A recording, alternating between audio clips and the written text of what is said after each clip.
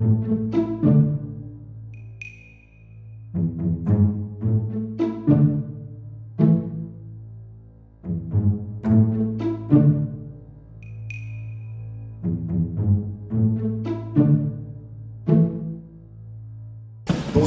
à toutes et à tous. Bienvenue à l'Alliance française de Bangkok pour cet événement particulièrement intéressant. La publication annuelle de l'IRASEC, bilan, enjeux et perspectives l'Asie du Sud-Est 2025.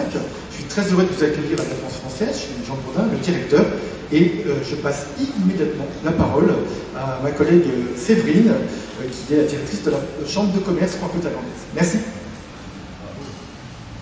Merci Jean, je suis ravie de vous accueillir ce soir pour le lancement de l'ouvrage IRASEC, et puis je suis ravie de cet événement que nous organisons avec l'Alliance française, la Chambre de commerce française et l'IRASEC.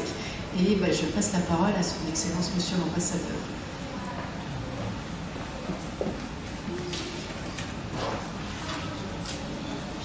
Bonsoir à toutes et à tous, cher Jean, directeur de l'Alliance française de Bangkok, chère Séverine, directrice de la Chambre de commerce, cher Gabriel, directeur adjoint de l'Institut de recherche sur l'Asie du Sud-Est contemporaine, mesdames et messieurs. Tout d'abord, je remercie l'Alliance française de Bangkok de nous accueillir pour cette conférence de lancement de la 18e édition du volume annuel de l'IRASEC intitulé l'Asie du Sud-Est 2025, bilan, enjeux et perspectives. Merci aussi à la Chambre de commerce d'avoir pris l'initiative conjointe avec l'Alliance et l'IRASEC d'organiser ce lancement.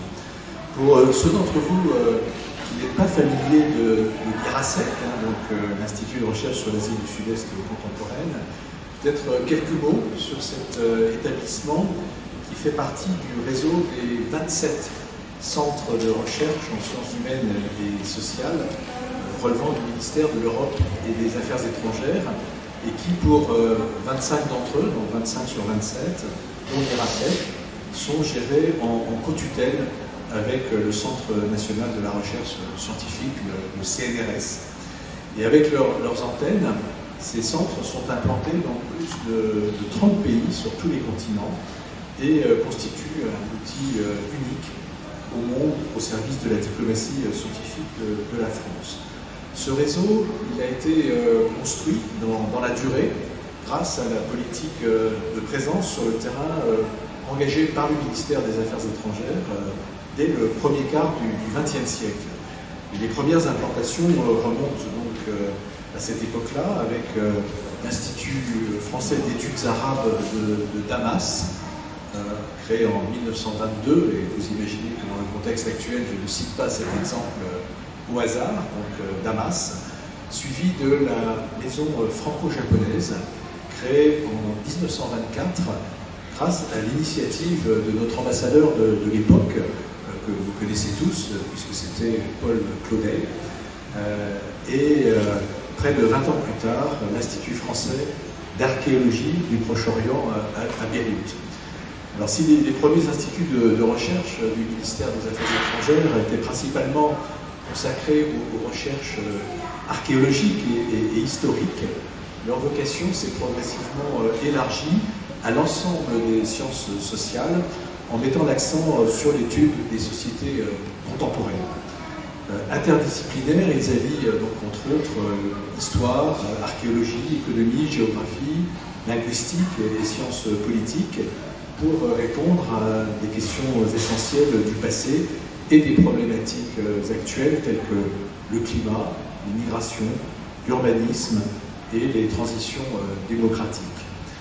S'agissant de l'IRASEC, ces activités rejoignent tout à la fois les intérêts de la diplomatie française et les besoins de connaissance de notre pays dans la région, dans des champs aussi divers que les relations internationales, la politique intérieure, les dynamiques économiques, les affaires sociales et les défis environnementaux. Certains d'entre eux seront traités ce soir. Et à cet effet, l'Institut assure la coordination des projets de recherche de ses chercheurs et enseignants-chercheurs, favorise les partenariats avec les acteurs de la recherche locaux, contribue à la formation de doctorants sud-est asiatique, donc issus de la région, et produit tout au long de l'année un certain nombre de publications en accès libre et gratuit. Donc, mesdames et messieurs, l'ouvrage qui nous réunit ce soir est une référence et une vitrine pour la recherche française en sciences sociales et humaines sur l'Asie du Sud-Est, et il connaît en réalité peu d'équivalent dans le monde.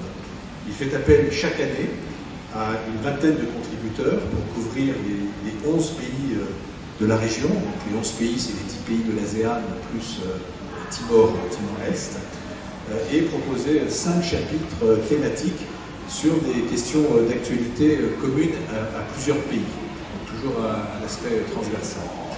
Les contributeurs viennent du monde académique et de la recherche, ponctuellement du journalisme et de l'expertise.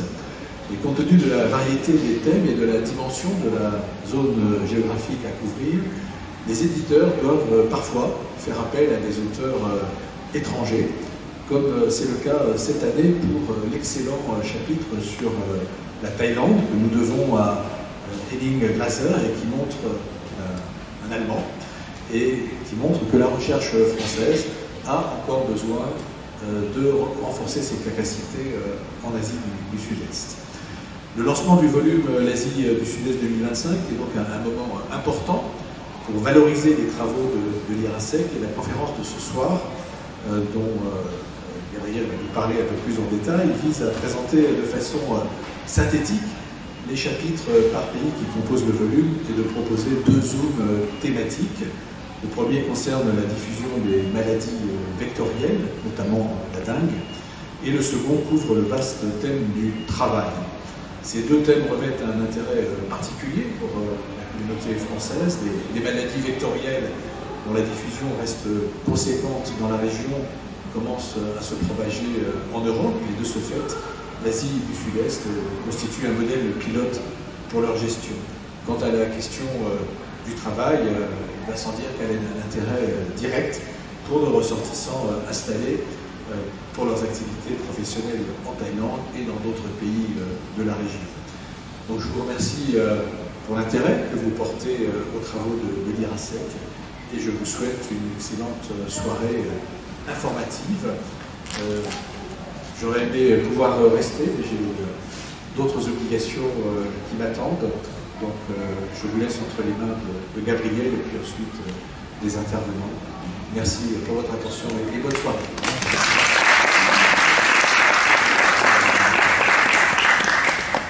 Bonsoir à toutes et à tous. Je vous remercie encore, monsieur l'ambassadeur, de nous avoir accordé son temps et d'avoir fait cette introduction. Je vous souhaite une très bonne soirée. Merci à Jean Bourdin, directeur de l'Alliance française, co-organisateur de cette soirée. Merci également à madame Séverine Clément, directrice de la Chambre de commerce franco-thaï, qui est aussi co-organisatrice. Je profite de l'occasion qui m'est donnée pour remercier également l'équipe de l'IRASEC, notamment Bertrand Baillet, qui est notre ingénieur éditorial, qui nous aide également à la communication, ainsi que notre stagiaire qui est actuellement chez nous, monsieur Victor Méric. Merci beaucoup. Je remercie enfin l'audience d'être venue nombreuse en cette heure de grand trafic. Je vois certains collègues et pairs qui doivent être encore dans les bouchons. Le déroulé de ce soir, ça va être une prise de parole de 2 co-autrices d'un de nos chapitres transversaux qui portent sur la question du travail en Asie du Sud-Est. Elles ont des obligations, donc nous ne pourrons pas rester après leur intervention et les questions-réponses. Ensuite, je vous présenterai plus en avant nos actions à l'IRASEC, ainsi que l'ouvrage dont nous allons parler ce soir. Et puis je donnerai la parole à un 3e intervenant qui sera M. Éric Daudet, en poste chez nous, et qui nous parlera de la dengue.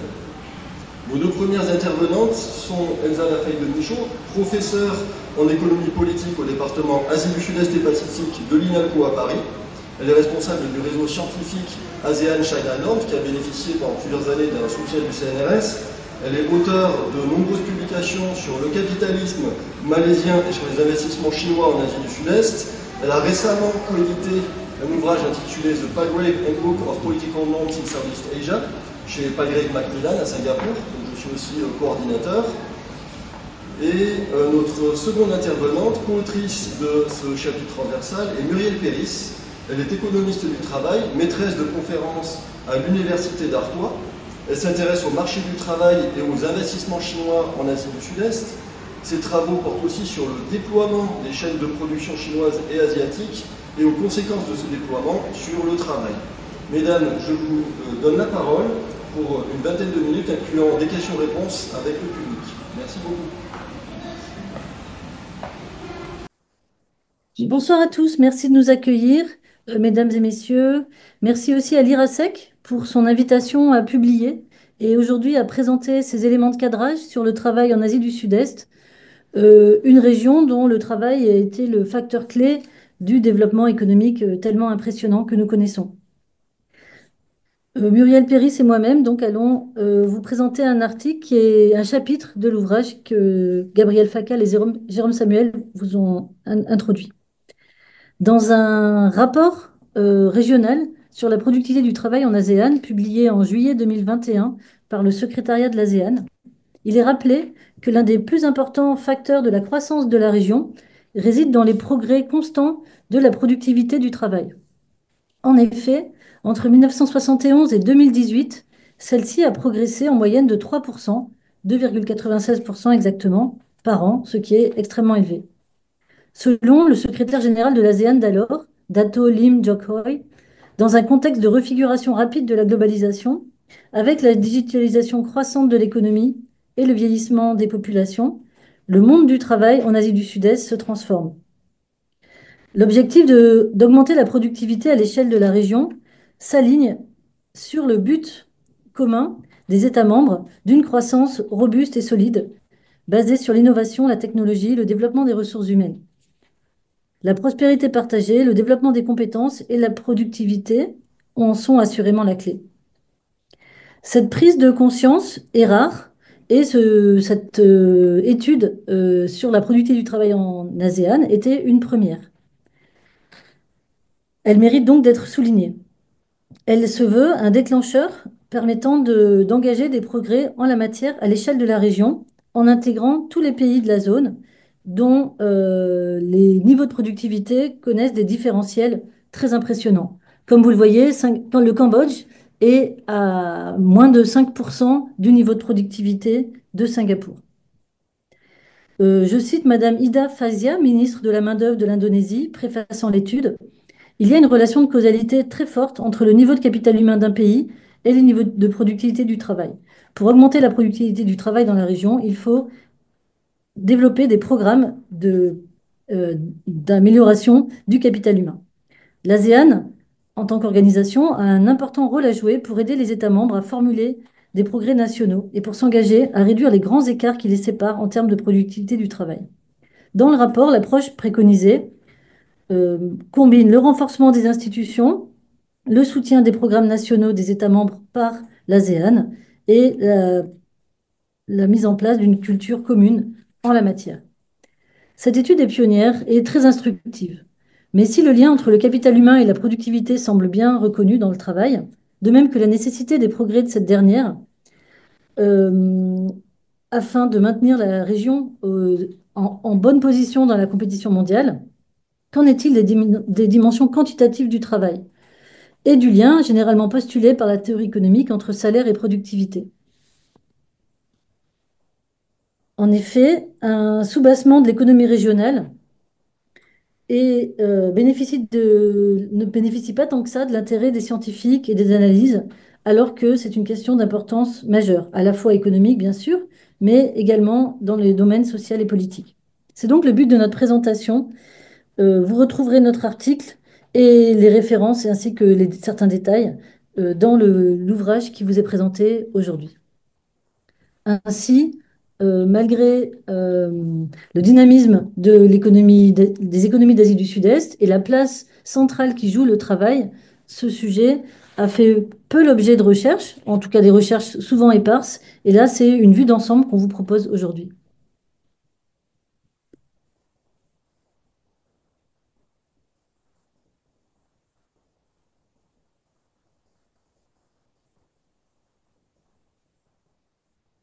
Alors, commençons ce tableau en brossant à grands traits la métrique des questions de travail dans la région. On peut identifier 5 caractéristiques morphologiques au paysage du travail en Asie du Sud-Est et on va donner ici les principales mesures avec les sources importantes qui permettent des comparaisons. Toutes ces sources sont insatisfaisantes.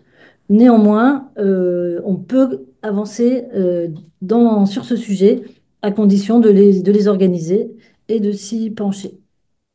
Alors, les 5 caractéristiques sont les suivantes. On est face à une large base d'actifs de plus en plus industriels. La population active d'Asie du Sud-Est est fortement féminisée. Le travail informel est extrêmement présent. Mais on y trouve aussi le travail des enfants et enfin, et de manière générale, des salaires faibles. Donc commençons par la population active. Cette population active, aujourd'hui, est de 344 millions d'actifs, de travailleurs en Asie du Sud-Est. La part féminine de cette population est de 42%. Donc on compare parfois l'Asie du Sud-Est et l'Europe du point de vue de la masse des habitants de ces deux régions. Euh, L'Europe n'a que 222 millions d'actifs, autrement dit, alors que les régions sont de taille un peu comparable, la population active d'Asie du Sud-Est est beaucoup plus importante, liée à sa jeunesse. Si on parle des actifs d'Asie du Sud-Est, les chiffres nous indiquent que ce sont avant tout, et si on ne précise pas davantage, des Indonésiens, et puis des Vietnamiens et des Philippins. En effet, ces trois pays, à eux seuls, constituent 82% des actifs d'Asie du Sud-Est. Cette population active importante est le résultat d'une dynamique démographique de longue période. Dès les années 90, avec les chiffres dont nous disposons, on voit qu'on a une augmentation de la population active dans les pays de la région. Donc ici, on a séparé en deux blocs les actifs d'Asie du Sud-Est, puisqu'on a des pays avec une population active d'inférieure à 1 million d'habitants et d'autres qui sont au-delà aujourd'hui de 140 millions. Ensuite, je l'ai dit, le travail informel est très important dans cette région. Il est en déclin, mais vous voyez que c'est un déclin très limité, puisque 10 ans après les premières données qu'on a de 2014, où 3 quarts des hommes et des femmes actifs en Asie du Sud-Est étaient dans les secteurs informels, en 2024, on est à plus de 2 tiers, toujours, donc aujourd'hui.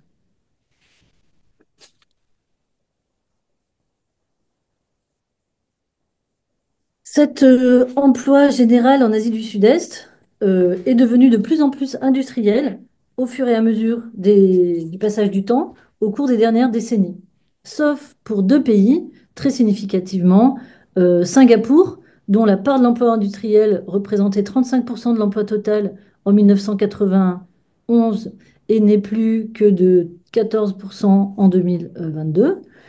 Et puis la Malaisie également a vu son emploi industriel ce... attendez, j'ai perdu mon écran en le manipulant. Son emploi industriel, Singapour a vu son emploi industriel décliner fortement. La Malaisie, dans des beaucoup moindres proportions, a subi un recul de la part de l'emploi industriel sur la décennie qui sépare 97 et la fin de la décennie 2000, à partir de laquelle ça va se stabiliser. À l'inverse, ce qui domine le tableau, c'est la croissance de l'emploi industriel sur la trentaine d'années qu'on a couvert ici, dans les données de la Banque mondiale, pour tous les restes des pays de la région. D'où le tableau qu'on a du travail agricole. Ah oui, alors est-ce que pour autant le travail agricole n'est plus à considérer lorsqu'on parle de l'emploi, du travail et de l'emploi en Asie du Sud-Est? Non, le travail agricole reste important, voire majoritaire au Laos. En 2022, vous avez des chiffres ici. Et puis, très important, en Birmanie, au Timor. Et on a encore un certain nombre de pays qui sont à 1 tiers à peu près de l'emploi qui est agricole. Il s'agit du Cambodge, du Vietnam, de la Thaïlande. En revanche, la Malaisie fait figure de pays largement industrialisé et qui est quand même un peu loin de l'agriculture. Enfin, le travail féminin. L'industrie, donc dans l'emploi total, représente en 2022 24% à Brunei, 26% au Cambodge, 22% en Indonésie, etc. La part des femmes dans l'emploi industriel est notable. Il est même important et quasiment à l'égal de l'emploi général dans l'industrie pour les pays qui se sont industrialisés le plus tardivement, autrement dit le Cambodge, la Birmanie, le Vietnam et bon, le Laos, c'est beaucoup plus secondaire. Donc voilà pour ce qu'on appelle le changement structurel vu du point de vue de l'emploi. Je dois finir par les données de salaire, laissées à discrétion des enquêtes nationales, parfois peu comparables entre les régions géographiques d'un même pays, par exemple les sous-régions aux Philippines ou en Indonésie. Les données de salaire cumulent des écarts d'éducation, les différences hommes-femmes, les secteurs et les emplois occupés, et parfois aussi intègrent une variable ethnique. Ces données sont très difficiles à se procurer, difficiles à comparer, mais généralement, on retrouve une progression des salaires inférieure à l'inflation, ce qui se traduit dans la région dans les dernières décennies par une lente baisse du pouvoir d'achat des travailleurs. Si par exemple je regarde les Philippines, le salaire moyen a progressé de 1,7% en 5 ans, de 2018 à 2022, alors que l'inflation était de plus 21% sur la période, et de même que le PIB par habitant. Les données indonésiennes illustrent un schéma semblable. Enfin, pour ce qui est du travail des enfants, ce phénomène qui est à l'échelle mondiale concentré dans les zones les moins développées du monde est quand même une réalité de la région. Il concerne près de 5% des enfants philippins entre 5 et 17 ans, soit près d'1,5 million d'enfants contre 2,8 millions en 2020. Autrement dit, il a augmenté dans les dernières années. Cette situation n'est pas propre à l'Asie du Sud-Est. À l'échelle mondiale, selon les statistiques de l'ONU du Child Labour, euh, ces chiffres ne sont pas propres à l'ASEAN. Selon les rapporteurs, depuis 2016, les progrès en matière de travail des enfants au niveau du monde sont au point mort. Donc, avec cette analyse sur le travail en Asie du Sud-Est, on se situe à une grande distance des images assez flatteuses de la région, notamment véhiculées par les journaux d'affaires. Euh, Notre cadrage général met en évidence la modestie, la précarité des vies laborieuses en Asie du Sud-Est, une réalité qui sous-tend de larges disparités de revenus et des écarts au sein de cette population, de cette population du monde. Derrière ces écarts se tient, largement identifié par la littérature et par beaucoup d'acteurs, une question de droit et de protection des travailleurs. Un point essentiel dans une approche qui relie l'économie, les institutions et le droit. Et c'est maintenant à Muriel Péris de vous la présenter. Muriel, à ton tour. Oui, alors dans cette région du monde, nous sommes en présence pour la totalité des pays concernés par des nations qui sont caractérisées par une industrialisation orientée par l'extraversion économique depuis longtemps pour certains pays comme l'Indonésie ou la Malaisie, plus récemment pour certains autres. Et dans ce cas-là, on parlera plutôt de stratégie d'insertion dans la mondialisation productive qui s'accélère depuis les années 2000. Par conséquent, nous sommes en présence de pays qui se spécialisent dans des productions intenses en travail, en main-d'œuvre. Dans ces pays aussi, on ne peut pas dire que le droit du travail n'existe pas. Hein. Au contraire, on remarque souvent cette présence du droit du travail, mais son application est très souvent souple et avec une tendance à l'assouplissement, au désassouplissement cumulatif, en particulier depuis la grande crise économique de 2008-2009. La conclusion qu'on peut en tirer de cette situation qui est quand même assez commune, c'est qu'on est dans des pays qui sont marqués par une volonté de contrôler, de maintenir le travail en situation subordonnée.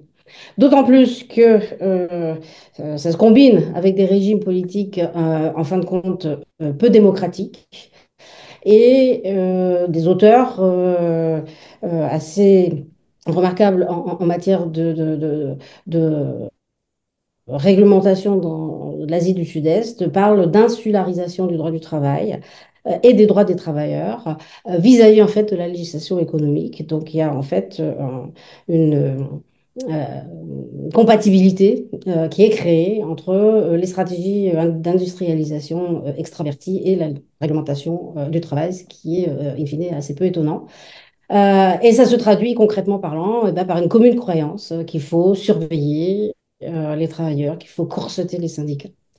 Donc l'environnement hein, apparaît finalement assez peu propice au développement du dialogue social. Les syndicats, quand il y en a, quand ils existent, sont souvent réduits à une présence cosmétique et souvent les conflits sociaux sont traités de manière assez violente. Donc finalement, le dialogue social est assez inexistant.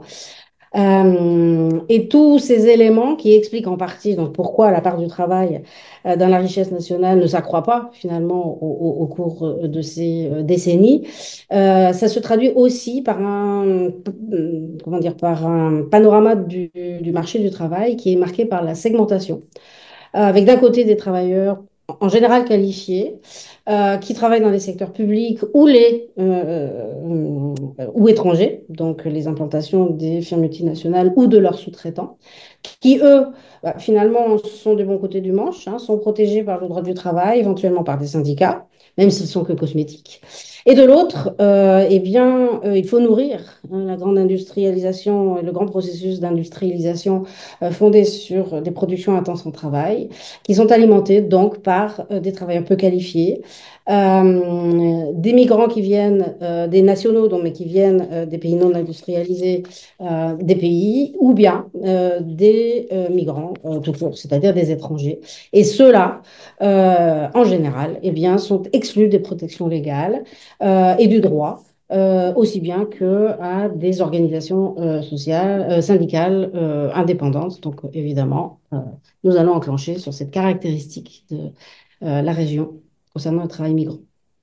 Donc, le travail migrant, à l'inverse des cadrages macroéconomiques et des travaux statistiques et des analyses comparatives, est plutôt bien balisé par la littérature sur l'Asie du Sud-Est.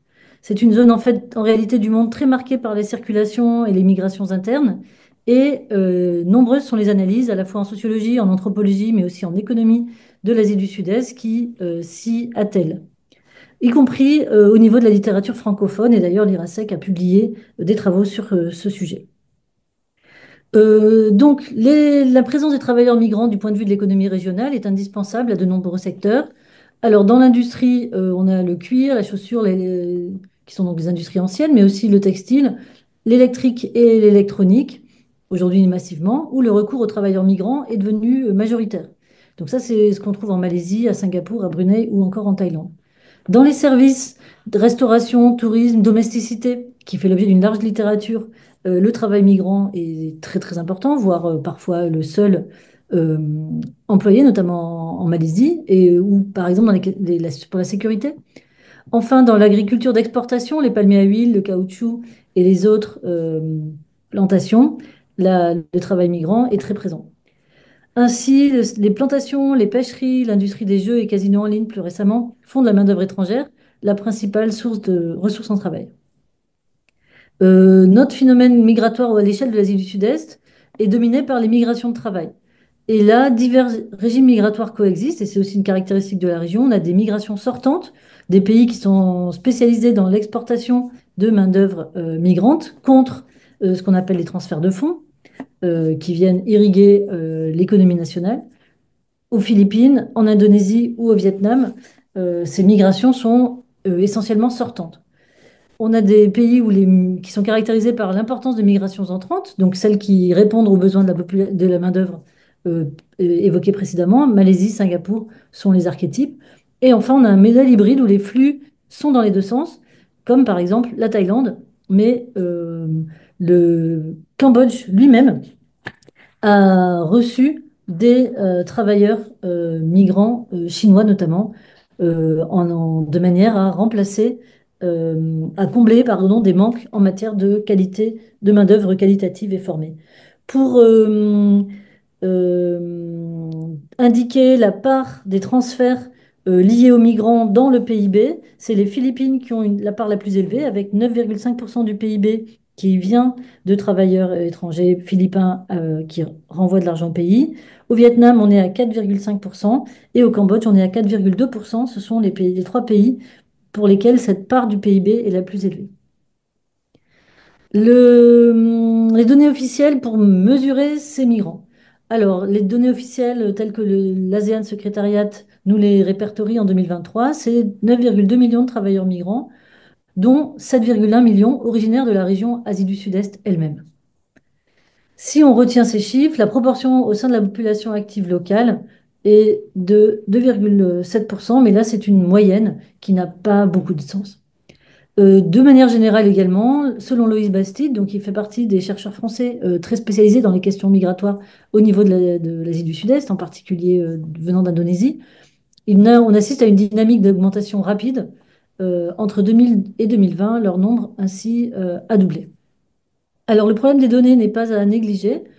D'autant que ces travailleurs migrants vont être majoritairement employés dans les secteurs informels. Mais néanmoins, ils sont aussi présents dans le secteur formel. Le travail clandestin, en particulier lorsqu'on est dans le secteur formel et informel, est aussi présent. Et les travailleurs non enregistrés sont très nombreux. De ce fait, la région apparaît une région à haut risque en matière de trafic d'êtres humains. On a des rapports réguliers qui épinglent l'ASEAN de ce point de vue-là. Mais c'est aussi un sujet politique interne, puisque, on l'a dit, on a des pays qui ont des ressortissants qui travaillent dans les pays voisins, et ces personnes qui sont abusées, maltraitées, et qui se retrouvent à faire l'objet de violences dans le cadre de leur travail sont des citoyens de l'ASEAN également. Donc, l'ASEAN consacre à ce sujet, qui a donc une forte dimension politique, des efforts qui sont anciens. Ainsi, on peut citer l'ASEAN Declaration of the Protection and Promotion of the Rights of Migrant Workers, qui date de 2007. Idem, elle a un comité de travail qui lui est dédié. Bon, pour finir, on peut dire et rappeler que donc, le travail migrant en ASEAN fait l'objet d'une intense production statistique, politique, académique. La migration de travail est une réalité ancienne, vous le savez, majeure, avec des implications économiques fortes. Structurellement, la large disponibilité du facteur travail grâce aux migrants connaît une souplesse supplémentaire et indispensable. Et ça maintient aussi les salaires bas.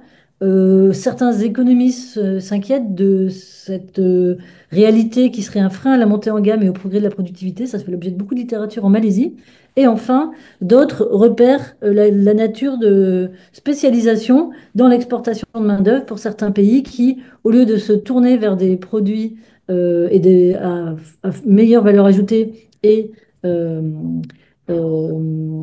à contenu industriel favorable, se contentent de laisser leurs ressortissants partir travailler à l'étranger et renvoyer des fonds qui ont un rôle macroéconomique et social essentiel pour le pays. Cette réalité humaine est à plusieurs visages et c'est aussi une composante de l'image de la région qu'on trouve aujourd'hui dans le cinéma, la littérature ou la poésie contemporaine. Bien, donc ces travailleurs migrants, eh bien, ils alimentent la production industrielle spécialisée donc, dans les produits intenses en travail. Euh, on pourra dire, pour terminer, que les chaînes de valeur donc, sont surdéterminantes en fait dans ce tableau pas toujours très optimiste du travail, hein, puisque les pays d'Asie du Sud-Est eh bien, se présentent, c'est pas un scoop, hein, comme finalement les meilleurs élèves des préceptes de la Banque mondiale, hein, une insertion exemplaire dans les chaînes de valeur mondiales diversifiées, l'électronique, l'automobile, le textile, l'agroalimentaire, l'extraction, etc. Et ils prennent finalement la relève de pays plus anciennement industrialisés d'Asie du Sud-Est, comme Hong Kong, Taïwan. La Corée du Sud n'est pas en Asie du Sud-Est, mais fait partie du lot des nouveaux pays industrialisés des années 80. Mais le problème, c'est que le contexte a changé. Les premiers pays, ils ont pu bénéficier d'une remontée des chaînes de valeur. Mais la question se pose, comme ça vient d'être évoqué, sur la possibilité pour ces derniers venus eh bien, de remonter les chaînes de valeur et de aller vers des productions plus intenses en valeur ajoutée. Euh, il y a des pays beaucoup mieux placés et qui restent mieux placés pour des productions à valeur ajoutée plus élevée. On constate par conséquent, et y compris à l'intérieur des pays, de certains pays, par la mise en concurrence des territoires. Évidemment, la conséquence en matière de travail, c'est quasiment tout le temps la même. Ça conduit à un ajustement du droit du travail, ou autrement dit, des stratégies de moins-disance sociale pour attirer les investissements directs étrangers, les infrastructures, etc. Par conséquent, eh bien, nous sommes face à un tableau concernant le rapport salarial qui est partout, en fait, considéré comme conflictuel. Soit le conflit ouvert, soit aussi eh bien, le conflit larvé, c'est-à-dire qui se traduit soit par de la défection des travailleurs qui ne viennent pas ou qui sont repartis chez eux, une mauvaise coopération dans les ateliers, donc qui entretient en fait une conflictualité dans la production. Et en même temps, le développement d'emplois précaires, dits flexibles, qui sont tellement présentés comme étant nécessaires aux chaînes mondiales de valeur, et y compris aux chaînes régionales de valeur, qui sont quasiment en permanence en restructuration. En conclusion, eh bien, de ce tableau, on pourra dire que fondée sur une conception du statut subalterne du travail, qui apparaît ici comme finalement la variable d'ajustement du système. Les lois, les réglementations relatives au travail et à l'emploi en Asie du Sud-Est, eh bien, ont été mises au service d'une subordination structurelle du travail au capital, illustrée donc, comme on en a déjà parlé, par des décalages importants et persistants entre salaire et productivité. Donc, en gros, il n'y a pas d'augmentation ou très peu de la part des valeurs ajoutées des salaires dans la valeur ajoutée au niveau macroéconomique. Si dans de nombreux cas, la législation du travail existe, et l'Organisation internationale du travail est souvent à l'origine du droit du travail, qui est donc cohérent et qui peut être tout à fait bien utilisé. En fait, son application reste très, très largement problématique. L'industrialisation en cours eh bien, nécessite beaucoup de main-d'œuvre, des migrants au niveau régional et donc ce qui articule, comme on vient de l'évoquer, des régimes exportateurs à des régimes importateurs de main-d'œuvre. Le panorama du travail en Asie du Sud-Est fait donc émerger une structure fondamentalement orientée par la recherche permanente d'une stabilité, qu'elle soit à la fois politique, sociale, etc., favorable à l'insertion des économies nationales dans les chaînes de valeur, et ça se répercute donc sur la façon dont le travail est traité. Je laisse le mot de la fin peut-être pour Elsa. Non, non, je vous remercie. Comme on était un peu plus long que la commande qui nous est passée, je propose qu'on arrête maintenant et qu'on prenne les questions, en tout cas qu'on vous écoute. Merci à tous. Merci beaucoup à vous.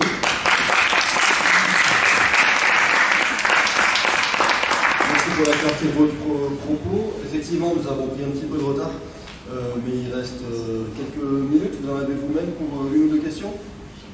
Oui, on a trouvé une questions. Merci à Gabriel. Merci beaucoup. Donc, avez-vous des questions concernant cet exposé détaillé? Alors, par contre, on n'a pas de micro sans fil, donc il faut faire un peu.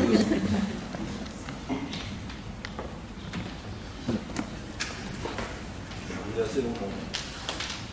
Oui, bonjour et merci pour la présentation. Je me demandais, donc ça relève plutôt de la première et de la quatrième partie, vous avez commencé à y répondre, mais si le concept de piège de revenu intermédiaire vous semblait cohérent par rapport à l'Asie du Sud-Est, et si oui, pourquoi est-ce que la Malaisie semble faire exception avec un PIB par habitant qui commence lentement mais sûrement à rattraper celui du Japon, à l'inverse des autres pays de l'Asie du Sud-Est, si on est de côté Singapour et Brunei?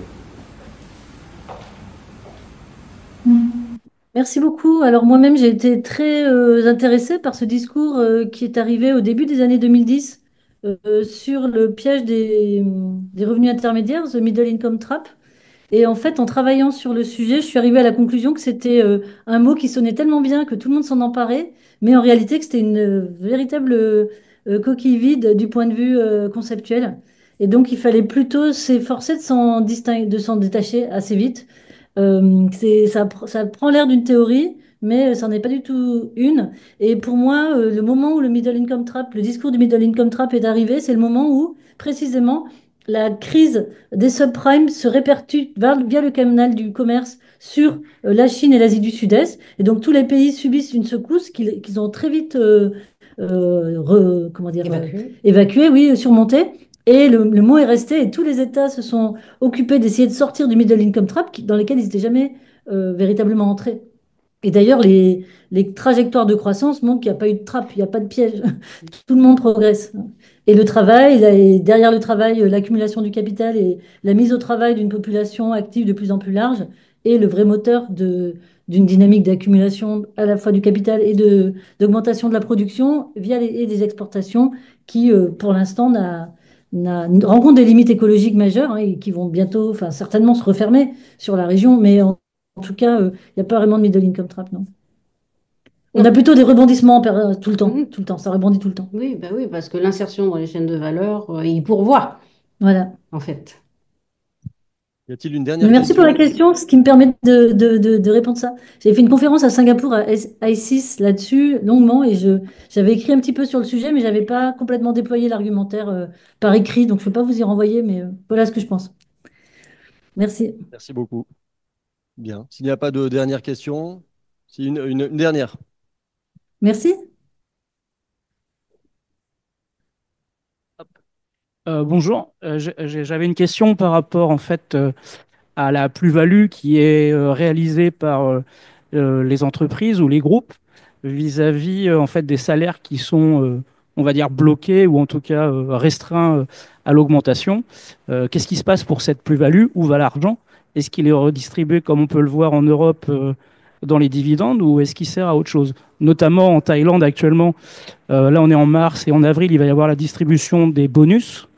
Et tout le monde commence à se plaindre de savoir qu'ils n'auront pas de bonus dans les entreprises qui sont soit américaines ou soit européennes. Voilà. Bah, je crois que vous avez en partie répondu à la question. Effectivement, hein, la non-redistribution sur place, elle va bien quelque part. Essentiellement dans la poche, effectivement, des FMN et de leurs actionnaires. Ça paraît assez clair.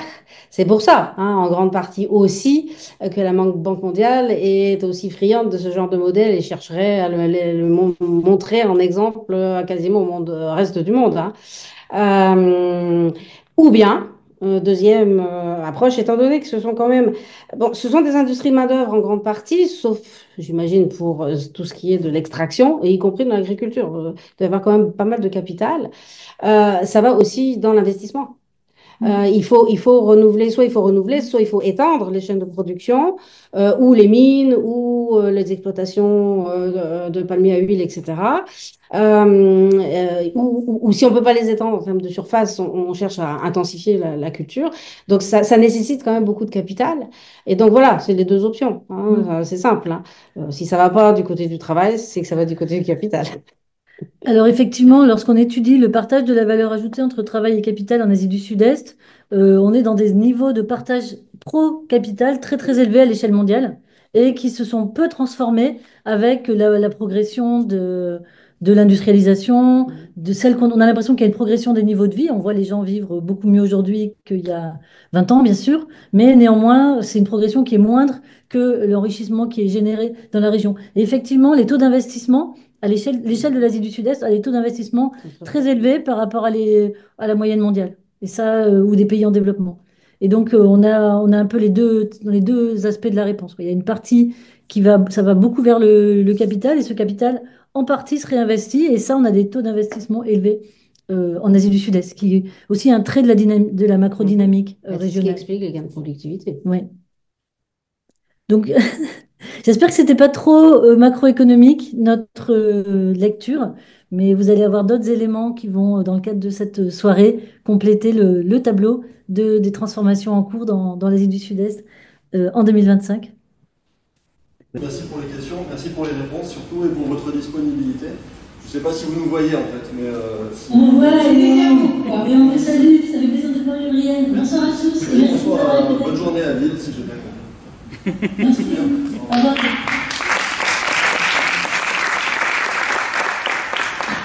Excusez-nous pour le retard qui s'est accumulé, c'est un classique maintenant quand on a des vidéos, c'est très difficile de tenir le temps. Donc je serai bref, je vais vous présenter tout d'abord l'IRASEC en quelques mots, les conditions de production de notre ouvrage, et ensuite je donnerai la parole à un de nos chercheurs pour la question sur les questions de la dengue. Deux micros, vous m'entendez bien. Donc l'IRASEC c'est un centre de recherche qui a été fondé en 2001, nous avons deux tutelles.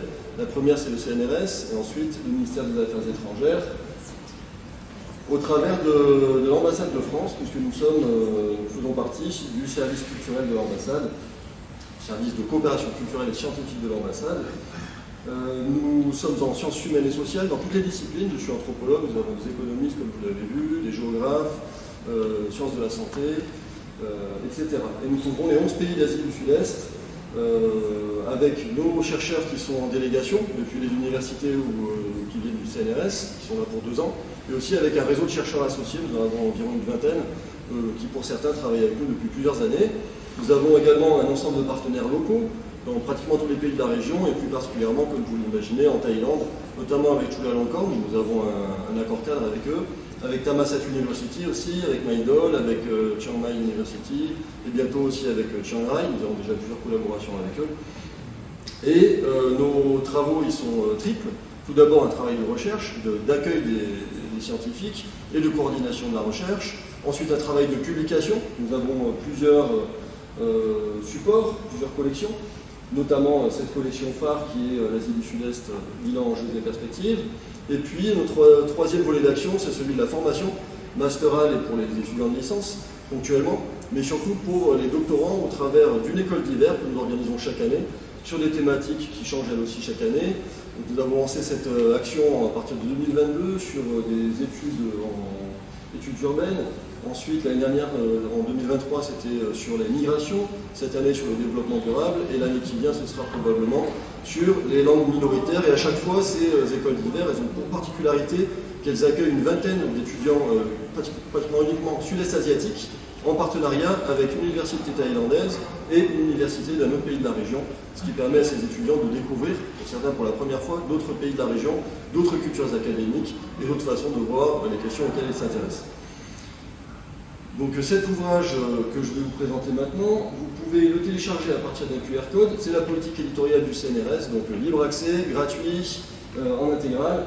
Bientôt ce sera sur la plateforme Open Edition, Bertrand Bailly est en train de l'encoder. Et vous pourrez accéder aux chapitres les uns après les autres individuellement. Pour l'instant, vous avez accès au PDF du livre. Je vous invite également, avant que vous partiez, vous buviez un pot avec nous, à consulter notre brochure qui est ici à l'entrée. Cet ouvrage, donc nous le publions une fois l'an, mais nous commençons à le produire à partir du mois d'avril en fait, au moment où nous contactons les auteurs. Ce sont les auteurs qui sont en délégation chez nous, la vingtaine de chercheurs associés qui travaillent avec nous, qui sont spécialistes chacun de pays différents, et puis parfois des chercheurs extérieurs, notamment anglophones, pour couvrir des pays pour lesquels la France n'a pas assez de compétences au moment de la publication. Par exemple pour la Thaïlande, cette année nous avons fait appel à un chercheur anglophone qui dirige un think tank allemand à Thammasat University, et puis pour le Laos également c'est un chapitre rédigé en anglais que nous traduisons ensuite en français, puisque l'ouvrage est intégralement en français. Dans cet ouvrage, il y a un avant-propos, avant même les chapitres, qui vise à dresser l'état de l'actualité pour l'ASEAN et pour la région en général. Et puis ensuite, cette actualité elle est déclinée au travers des 11 pays de la région. Il y a également des chapitres thématiques dont je vous parlerai après. Quelles sont les dynamiques géopolitiques pour la région? Vraiment quelques mots, ça va être très succinct. On voit ce renforcement de l'Asie du Sud-Est au sein de l'Indo-Pacifique, la région Indo-Pacifique, qui elle-même est un centre de gravité mondial de plus en plus fort, notamment dans le cadre des rivalités entre la Chine et les États-Unis, mais aussi dans le cadre de puissances qui veulent s'affirmer dans la région, comme l'Inde, comme la Russie également. Et les pays d'Asie du Sud-Est, eh bien, ils se caractérisent par une tendance à un non-alignement proactif vis-à-vis de ces différentes lignes de force. Il s'appuie pour ce faire notamment sur des multilatéralismes comme celui des BRICS. Il y a 4 pays qui étaient partenaires des BRICS à partir d'octobre 2024 et un pays, l'Indonésie, qui a adhéré pleinement aux BRICS en janvier 2025. Nous avons également d'autres acteurs internationaux qui sont par exemple l'UE, qui est présente particulièrement au travers de sa stratégie Global Gateway, qui vise à investir 300 milliards dans les transitions vertes et numériques dans la région. Il y a non pas seulement une diplomatie d'ordre politique, mais aussi une diplomatie religieuse. On l'a vu avec la visite du pape François dans 3 pays de la région au 2e semestre. Les pays à majorité musulmane continuent pour leur part des partenariats forts avec les différents pays du Golfe ou avec l'Organisation de la coopération islamique. Et au sein de l'ASEAN, on ne voit pas, il y a de très nombreuses dynamiques, de très nombreuses réunions, mais on ne voit pas d'avancées significatives sur les dossiers les plus brûlants comme celui de la Birmanie. Nous avons ici des spécialistes ce soir qui suivent ces questions-là. La Birmanie reste enlisée dans ses fronts guerriers. Et elle fait face, de surcroît cette année, à une implication plus ambiguë que jamais de la part de la Chine. Il n'y a pas non plus d'avancée cette année sur l'adhésion du Timor oriental à l'association. Il n'y a pas non plus de signaux négatifs, mais il y a tout simplement très peu d'actions sur ce volet-là. En revanche, la région témoigne d'accords bilatéraux ou multilatéraux qui sont intenses, notamment pour endiguer le trafic d'êtres humains, particulièrement au sein des centres d'arnaque en ligne. Je salue d'ailleurs notre correspondante qui est correspondante Mediapart et qui est autrice pour l'Asie du Sud-Est, qui nous a fourni l'année dernière un chapitre sur cette question des arnaques en ligne, notamment pour la Birmanie. Elle coécrivait avec un auteur qui travaillait lui sur les Philippines. Donc là on voit qu'il y a des actions concertées de la part de différents pays de la région pour endiguer ce phénomène. Également pour endiguer des phénomènes de contrebande d'armes ou de narcotrafic. Cette année, il y a eu des saisies records sur les drogues de synthèse, notamment qui venaient ou qui passaient par le Triangle Nord. Et puis enfin, il y a des efforts qui sont menés pour lutter contre différents types de violences, notamment des violences faites aux femmes. Après la journée de la femme, c'est le moment d'en parler. Sur le plan de la politique intérieure, il y a eu différents scrutins, notamment en Indonésie. Il y a eu 2 scrutins cruciaux. Je suis pour ma part spécialiste de l'Indonésie en tant qu'anthropologue, mais je suis quand même ces questions politiques. Et j'ai suivi notamment les scrutins qui ont eu lieu pour renouveler les représentants législatifs et le président de la République. Il y a eu également en novembre des scrutins régionaux pour élire les 545 exécutifs régionaux. Et la tendance lourde qui marque ces différents scrutins, c'est une accentuation de stratégie de méga-coalition entre partis qui donne très peu de place du coup à une opposition et même à des lignes programmatiques fortes finalement, parce que c'est un assemblage de couleurs autour de, non pas un programme, mais des figures plutôt qui dominent.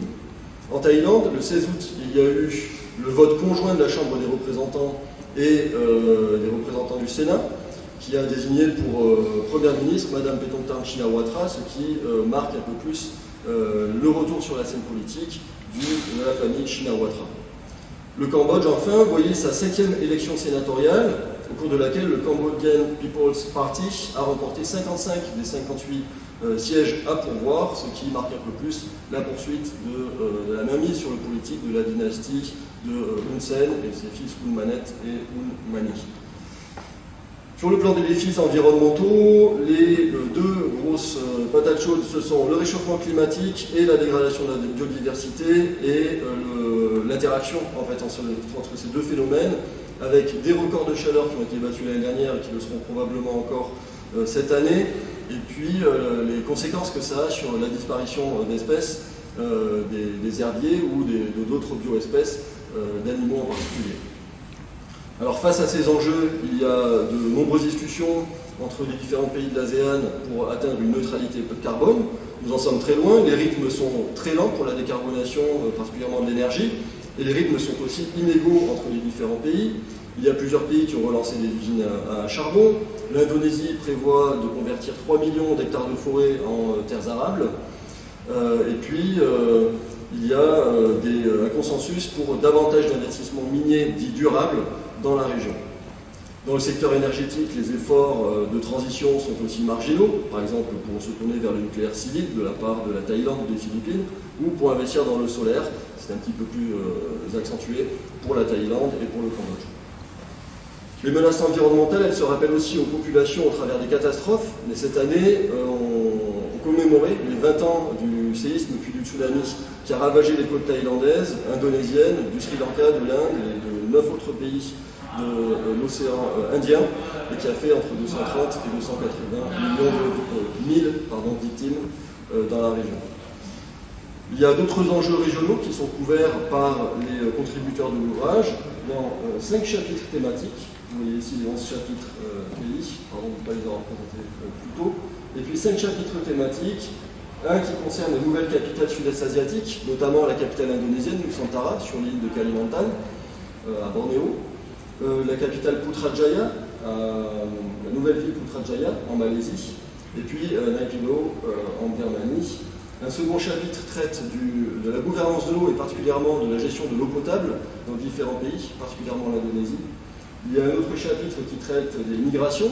Zalafay Michaud et Noël Péris en ont parlé dans leur propre chapitre qui parle de la question du travail. Et puis un 5e chapitre fait la part belle à la dengue. Et ce soir, nous avons le plaisir d'accueillir Éric Daudet, qui est chercheur à l'IRASEC pour sa 2e année déjà, qui est géographe, qui est directeur de recherche au CNRS. Ses travaux portent sur l'évaluation quantitative des vulnérabilités des territoires et des populations face à des aléas d'origine naturelle ou technologique.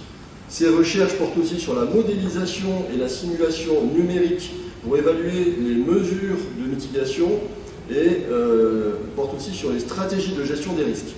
Il travaille depuis de nombreuses années sur les épidémies de dengue à Delhi et puis maintenant à Bangkok.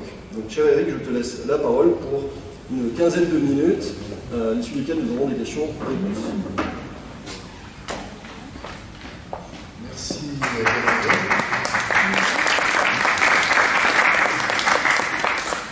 Merci à vous. Je vais essayer de faire bref. Ils m'ont laissé 4 minutes, donc je vais essayer d'en prendre 5. Je vais vous présenter le chapitre sur la dengue. Alors, la commande initiale finalement est arrivée assez tardivement et on s'est greffé sur un projet de recherche qu'on a obtenu, financé par l'ANR, l'Agence nationale de la recherche. Donc, le chapitre qu'on a traité, c'est un état de l'art, un état des lieux de la question de la dengue et de sa surveillance en Asie du Sud-Est. Une des problématiques qu'on a quand on travaille sur ces sujets, c'est l'accès aux données. Donc, le chapitre traite un petit peu de cette question de pérégrination de chercheurs qui essayent de traiter une question de santé dans des pays où l'accès aux données n'est pas toujours aisé. Alors, il y a un collectif de chercheurs, comment je fais pour... C'est juste pour présenter un petit peu l'équipe. Donc, dans cette équipe, il y a des géographes, il y a des modélisateurs, informaticiens, il y a des entomologistes, il y a des biologistes. Voilà. Donc, c'est une équipe qui est pluridisciplinaire, qui est composée de personnel CNRS, Institut Pasteur et IRM. Donc, allons droit au but. Une petite introduction pour qu'est-ce que la dengue.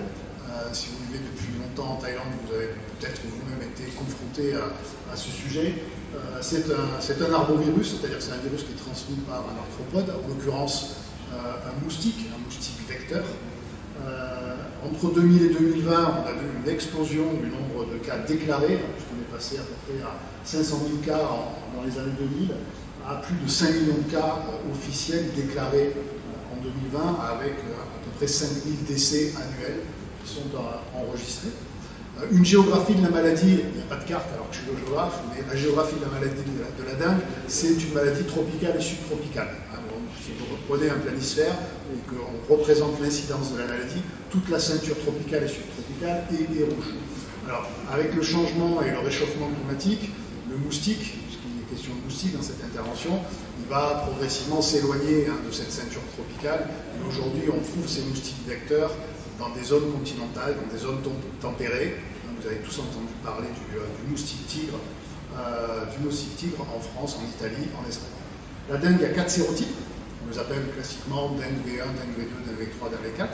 Ces quatre sérotypes, ça signifie que vous pouvez être exposé plusieurs fois et être contaminé plusieurs fois à la dengue.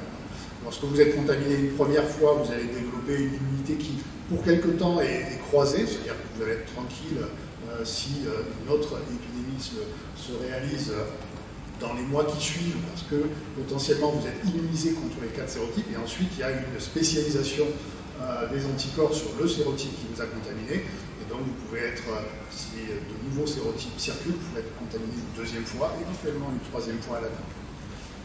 Pas de vaccin, ou en tout cas pas de vaccin en Europe autorisé. Il y a un vaccin préventif qui est en vente ici, qui est le Dengvaxia.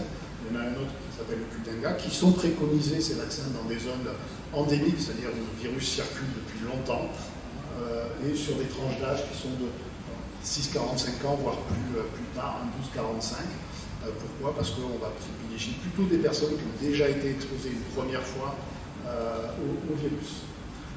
Et donc la principale stratégie quand même, de lutte contre ces virus, c'est de lutter contre son vecteur, qui est le moustique. Donc c'est la diapo suivante.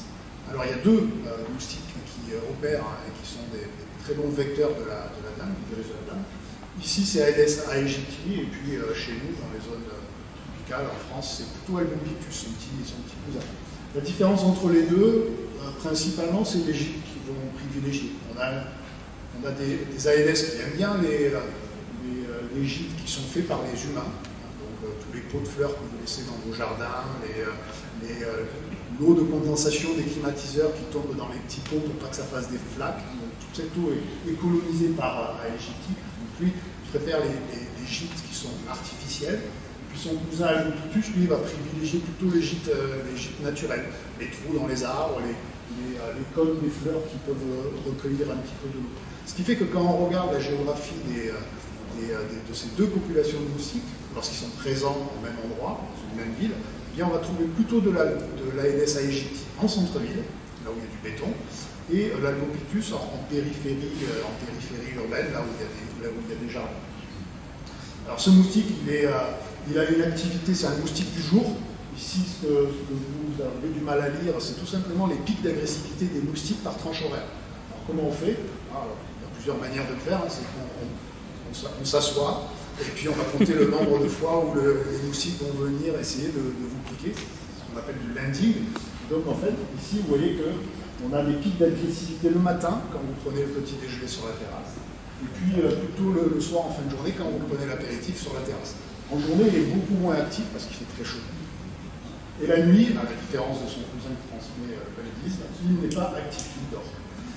Ce moustique, il est très dépendant des conditions météorologiques. C'est le graphique que vous avez alors, sur les températures, c'est ce graphique-ci.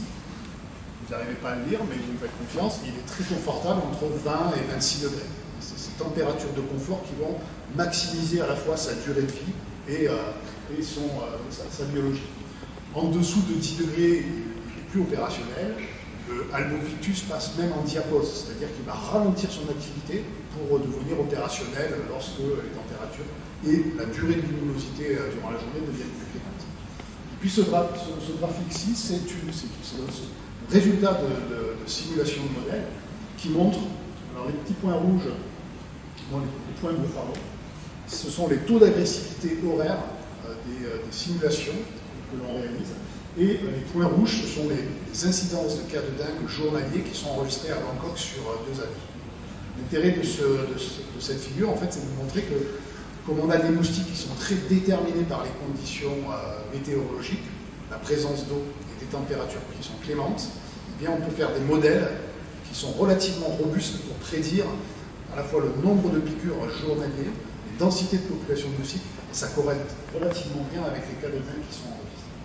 Et puis à droite, je vous ai mis quelques photos pour dire que actuellement, la meilleure stratégie, c'est quand il y a des cas de dengue, on envoie des équipes qui font de la fumigation, et quand il n'y a pas de cas de dengue, c'est de vider en fait les containers qui sont dans vos jardins ou sur vos terrasses et qui peuvent accueillir des larves et des larves. Diapo suivante qui explique que finalement il y a une combinaison de facteurs qui explique qu'aujourd'hui c'est le vrai sujet de santé publique. On l'a dit tout à l'heure, le changement climatique avec l'augmentation des températures qui fait que ces températures de confort deviennent de plus en plus présentes dans de nombreux pays. Précédemment, il n'y avait pas de moustiques, à la fois Albopictus et Aegypti, c'est ce qui explique l'arrivée de ces moustiques en Europe. Une urbanisation croissante et le commerce international qui fait que les œufs se déplacent d'un continent à un autre. Deuxième élément, c'est la complexité de nos espaces urbains. Les moustiques qui sont présents dans les campagnes, on fait de la fumigation massive, éventuellement par avion, et le problème est un petit peu réglé. En milieu urbain, vous imaginez bien que cette stratégie-là est à la fois pas possible et pas efficace. Donc une grande complexité, une grande diversité de l'occupation du sol et du mode d'occupation du sol. Et puis, un sol qui est très privatisé. Et aujourd'hui, si vous voulez faire de la lutte antivectorielle, ça veut dire aller chez les gens, leur expliquer que des containers à eau dans le jardin, c'est pas très bien. Éventuellement, rentrer dans la maison pour montrer que dans les toilettes, s'il y a des pots qui stockent de l'eau pour la toilette, c'est pas très bien non plus, parce que les moustiques, ils adorent ces éléments-là. Voilà, donc cette privatisation fait qu'on a des mesures de prévention qui sont extrêmement limitées. Une vraie problématique à l'avenir, c'est tout ce qui est revégétalisation des espaces urbains, puisque on va essayer d'abaisser les îlots de chaleur urbains, mais on introduit de la végétation. Il faut réfléchir à ce que cette végétation ne soit pas des lieux qui soient colonisés par les moustiques. Et puis la résistance aux insecticides, qui est un vrai enjeu aujourd'hui. On a des moustiques qui résistent de plus en plus aux efforts de contrôle. Donc une liaison dangereuse entre l'homme et le moustique. Un humain qui est infecté, sa période de virémie, c'est 4-5 jours. En fait, durant cette période de virémie, s'il est piqué par un moustique qui est sain, il va contaminer ce moustique. Ce moustique, il va être contagieux toute sa vie, à la différence de l'humain qui va être contagieux sur une courte période de temps. La durée de vie d'un moustique, selon les conditions environnementales, c'est de quelques jours à quelques semaines, voire plusieurs mois en laboratoire. Donc, comme il va prendre son repas tous les 2-3 jours, et que c'est un moustique qui est très susceptible, qui peut piquer 2-3 personnes pour le même repas sanguin, comme le taux de transmission du virus est quasiment de 100%, ça veut dire qu'il va potentiellement contaminer, pour un seul repas de sang, 2-3 personnes. Vous imaginez que s'il vit 30 jours, il va prendre 10, 20, 30 repas de sang. C'est ce qui explique qu'on a des hotspots, c'est-à-dire un nombre de cas de dengue au même endroit, la famille, les voisins, dans une école, qui peut être relativement important. Par contre, le déplacement du moustique, il est très faible. Il y a des études qui montrent que au cours de sa vie, il va se déplacer de 10, 20, 30, une petite centaine de mètres maximum. Tout simplement parce qu'en milieu urbain, il a de quoi manger, il a de quoi se loger, il a de quoi se nourrir, de quoi pondre, donc il n'a aucune raison de parcourir 100 ou 500 mètres. Ce qui veut dire que l'humain est aussi vecteur de la maladie, sur une courte période, mais il est vecteur à travers ses déplacements. On a à peu près 50 à 80% des humains qui sont contaminés qui ne présentent pas de symptômes. Ça veut dire que vous continuez à aller travailler, vous continuez à aller à l'école, vous êtes porteur du virus, et donc vous allez contaminer des moustiques dans votre lieu de travail, le soir lorsque vous vous promenez. Et donc c'est comme ça qu'on va potentiellement disperser le virus. Alors, qu'est-ce que ça donne en Asie? Et en Asie sud-est en particulier, sur 4 pays, je vous ai mis quelques chiffres, je ne vais pas faire un résumé du chapitre, vous allez voir dedans. Ce qui nous intéresse, nous, c'est de mettre en place un système d'alerte et de surveillance sur la dengue, donc favoriser la collaboration et la coopération entre ces 4 pays. On verra plus tard qu'il y a une forte dépendance finalement dans la marche de ces épidémies et qu'un petit peu de transmission d'informations entre ces pays pourrait aider à mettre précocement en œuvre des systèmes de prévention. On a un certain nombre de difficultés, c'est celui de l'accès aux données épidémiologiques et de surveillance vectorielle, une incertitude sur la qualité des données qui sont transmises, et puis une diversité des contextes qui sont associés aux données, c'est-à-dire que si je prends l'exemple de recensement de la population, entre les 4 pays qui nous intéressent, c'est-à-dire le Cambodge, le Laos, le Vietnam et la Thaïlande, on a 10 ans d'écart. La Thaïlande, le dernier recensement, c'est dans les années 2010, le Cambodge, Laos, c'est 2019. Donc, quand vous faites des cartes d'incidence, vous vous intéressez à l'exposition des populations, c'est relativement compliqué de comparer des pays qui ont 10 ans d'écart en termes de recensement de la population. Alors, on a une variabilité du nombre de cas déclarés pour 2023. Je vous ai mis également une petite carte là-haut pour vous représenter, si vous ne l'avez pas en tête, les densités de population. Ce sont des grands pays, mais on a des concentrations très fortes de population dans 5 ou 6 villes. Et ce qui produira un effet trompeur, vous verrez quand je vous montrerai les cartes d'incidence à différentes échelles tout à l'heure. On peut passer à l'étape suivante, qui est finalement la surveillance sur la zone. C'est quelque chose qui a été mis en œuvre et qui a été plébiscité depuis une dizaine d'années par l'OMS.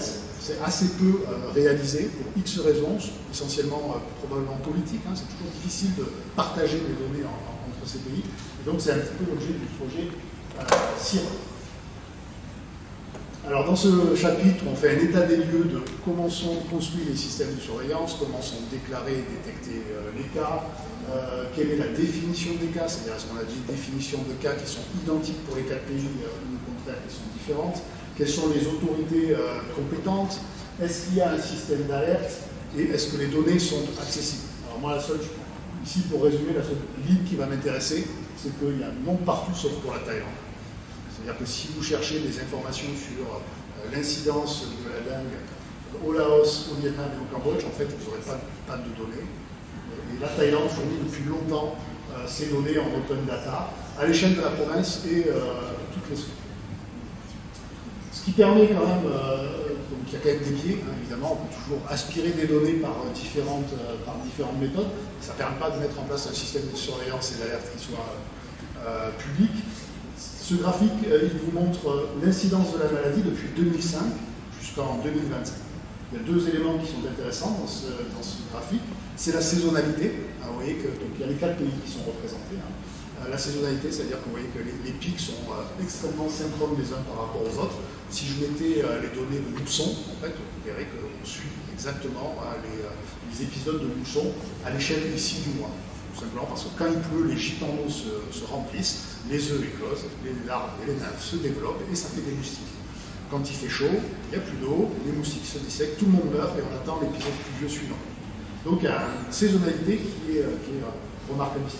Deuxième élément qui est intéressant, c'est qu'il y a des fois il y a des pics. Vous voyez ici par exemple, sur le Cambodge en 2008, sur le Laos en 2011. Pourquoi? C'est probablement pas dû à des précipitations plus importantes au Cambodge ou au Laos, c'est probablement dû à l'arrivée d'un sérotype qui n'était pas passé dans le pays depuis très longtemps. Qui dit sérotype qui n'était pas passé depuis longtemps, dit une population susceptible très très grande, et donc là, ça fait des épidémies très très grandes. Deuxième figure intéressante, c'est celui de la variation temporelle des épidémies. Ici, vous avez les 4 pays avec des moyennes mensuelles sur 12 ans, avec les écarts-types qui sont représentés par la SOLA. Ce qui va nous intéresser ici, c'est le fait que vous voyez, lorsqu'on regarde un petit peu les plages des mois les plus touchés, on a un décalage de l'ouest vers l'est. La Thaïlande et le Laos sont touchés en premier, le Laos quelques semaines après, et puis vous voyez que le Vietnam, les épidémies s'étalent quasiment jusqu'en décembre.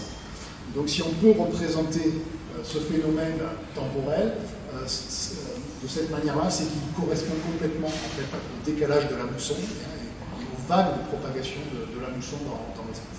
Malheureusement, dans le temps c'est facile, malheureusement dans l'espace c'est plus compliqué à analyser, c'est la figure suivante, parce qu'on n'a pas accès aux données à des échelles suffisamment fines pour représenter la dynamique géographique à l'échelle de ces 4 pays.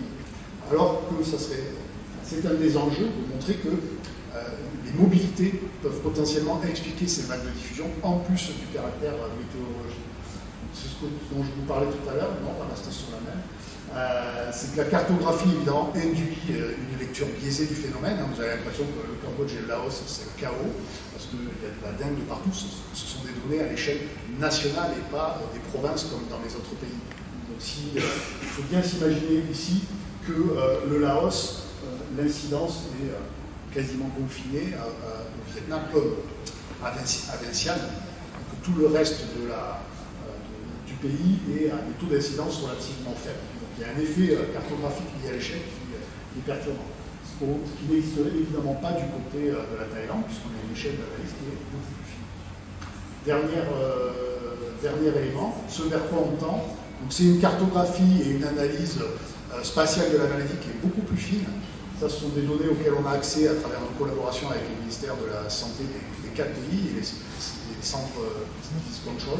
Vous voyez qu'on peut faire tout un tas d'analyses statistiques à des échelles de temps et d'espace très fines et de pouvoir mettre en place des systèmes d'alerte précoces quand l'épidémie se déclare à un endroit. On utilise des modèles de simulation qui permettent de donner des probabilités de propagation de l'épidémie à l'échelle régionale et transnationale.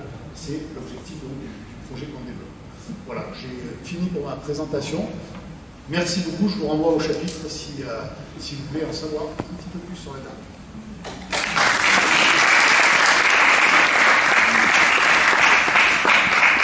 Je vais vous le dire avant, mais c'est pas grave. Merci beaucoup, Eric. Y a-t-il une question ou deux? Il y en a une tout en haut, alors il va falloir qu'on se déplace mutuellement ou plus la poser la main. Je travaille sur le potentiel impact de la dame sur les enfants avec l'UNICEF et la saisonnalité journalière de la taille de moustiques fait qu'il y aura peu d'impact dans les écoles dans ce cas-là. Cependant, la question est-il possible que ça évolue avec l'augmentation des températures, le déplacement des zones de moustiques géographiques et l'adaptation des horaires des écoles, parce qu'on ne pourra plus étudier, dans le futur on ne pourra plus étudier dans le jour parce qu'il fait trop chaud en Russie, donc l'étude durera plutôt le matin, donc les écoles deviendront des zones à risque. Est-ce que ça c'est quelque chose que vous avez étudié ou vous avez de la ressource dessus? Alors, le graphique que je vous ai montré, en fait, c'est un graphique sur les pics d'activité de moustiques, non pas en Thaïlande, mais en Californie. Et les pics d'activité en Thaïlande sont un petit peu différents, ils sont décalés dans le temps. C'est les mêmes doubles courbes, hein, parce que ces températures de confort, il va aller les chercher plus tôt au matin ou plus tôt le soir. Mais évidemment, ça va changer en fonction des températures locales. Et donc, à l'échelle même d'une ville, en fonction des îlots de chaleur urbains, vous n'aurez pas le même taux d'agressivité du moustique. Parfois, il y a 10 degrés d'écart au même moment entre le centre-ville très bétonné et puis la périphérie très végétalisée. Donc, avec un tel écart de température, les pics d'agressivité du moustique ne sont pas du tout les mêmes. Ça, c'est le premier élément de réponse. Le deuxième, c'est s'ils ne sont pas piqués à l'école, ils sont à la maison. Donc, ce qu'on préconise, c'est faites du contrôle vectoriel massivement à l'école, dans les lieux publics, parce que c'est là où on trouve beaucoup de moustiques, dans les hôpitaux aussi. En Inde, on trouve beaucoup de moustiques dans les hôpitaux. Donc, en période épidémique, c'est pas terrible non plus, hein, parce que c'est là où ils vont trouver beaucoup de personnes qui sont potentiellement contaminées. Les enfants, on a une étude épidémiologique actuellement à Bangkok. Sur les 9-15 ans, on est à 30% d'enfants qui ont déjà été exposés à un virus. Donc c'est quand même beaucoup. C'est pour ça qu'ils préconisent une vaccination à partir de 9 ans, parce qu'on a déjà un tiers en fait, de cette population qui a été exposée, avec une surexposition plutôt dans les écoles du centre-ville par rapport aux écoles de périphérie. Donc je peux vous donner, quelques éléments de littérature. Merci beaucoup. Une autre question? Moi j'ai une question par rapport aux modifications qu'il va y avoir avec le changement climatique. En fait, il va y avoir des perturbations de la saisonnalité des pluies et des périodes de sécheresse. Or, vous, votre travail, c'est de la modélisation. Comment vous allez pouvoir faire, ou est-ce que c'est possible de faire, d'intégrer ces modifications de saisonnalité des pluies et des sécheresses? Ouais. Alors, merci. Effectivement, d'ailleurs, c'est un des usages des outils de modélisation, c'est de faire des scénarios de changement pour voir quel pourrait être l'impact de ces changements sur les dynamiques de population de moustiques. Typiquement, actuellement, sur la France, avec les scénarios qu'on projette, c'est pas forcément au niveau des hausses des températures que le sujet se pose, mais sur les précipitations durant l'été. Le fait qu'il pleuve régulièrement durant l'été, ça va favoriser la mise en eau des œufs, et donc ça c'est un vrai sujet. Donc dans les modèles, on peut introduire des variables, des données de précipitation qui sont issues de scénarios pour voir les effets sur les dynamiques de population moustique. Ça c'est un élément de réponse. Ensuite sur les changements de température, vous avez vu qu'on a des données de laboratoire qui sont extrêmement nombreuses, donc on a des données en fonction des températures, quelles sont les réactions métaboliques des moustiques, donc on utilise ces données-là pour faire des projections en fait, à partir du camp, les densités de population de moustiques vont décroître en fonction d'une hausse très importante de chez nous. Dernier point qui sort de la modélisation, face à l'adaptation, il y a aussi des belles études qui montrent que l'adaptation au changement et au réchauffement peut provoquer aussi des situations où on s'expose à des risques vectoriels. Il y a une belle étude en Australie où l'État a fourni des réserves, investi massivement dans des réserves d'eau pour les particuliers pour que, face au manque de pluie et à la sécheresse, ils puissent disposer d'eau. Là où il n'y avait plus de moustiques, là où il n'y avait pas de moustiques, aujourd'hui il y a des moustiques. Donc il faut faire attention, il faut toujours réfléchir aux effets combinés, à la complexité, par l'approche One Health, aux effets combinés des interventions humaines, que ce soit dans la lutte ou pas sur les épidémies ou contre le changement climatique. Merci beaucoup.